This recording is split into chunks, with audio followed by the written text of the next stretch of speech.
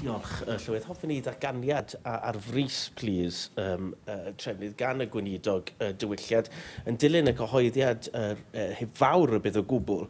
Bydd y grant o 90,000 o bunnau i Ysgol Gymraeg Llundain yn dod i ben yn mis Mawrth flwyddyn nesaf. Hynny yng nghanol flwyddyn academaidd yr ysgol. Mae'r ysgol yn glir. Heb y 90,000 o'r bunnau, bydd yr ysgol yn cau. A trwy hynny, yn dirwyn i ben 70 mlynedd o addysg Gymraeg yn Llundain.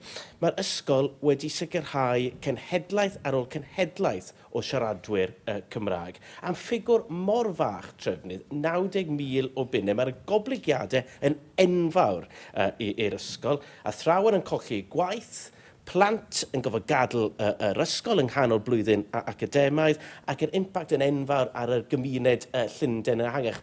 Dwi'n gwybod bod Julie Morgan wedi sôn am hwn pan mae'r ei chyfnod i yn San Steffan. Mae'r ysgol wedi gwynebu sawl her dros y blynydde.